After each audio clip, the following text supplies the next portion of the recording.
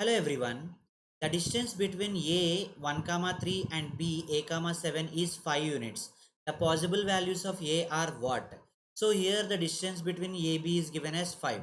So find out square root of x2 minus x1 whole square plus y2 minus y1 whole square is equal to 5. Right. So what is x1 y1?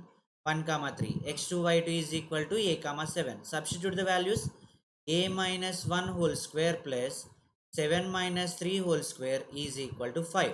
So transpose this square to RHS, then we will get A minus 1 whole square plus 7 minus 3 square is 4 square equal to 5 square.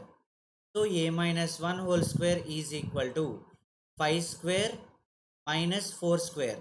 So 5 square means 25 minus 4 square is 16, will get 9. So A minus 1 whole square is equal to 9.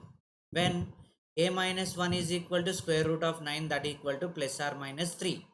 If A minus 1 equal to 3, A minus 1 equal to minus 3. So here A minus 1 equal to 3 means A is equal to 4. A minus 1 equal to minus 3 means A is equal to minus 2. So therefore the values of A are 4 or minus 2. Option A is the right answer. Thank you.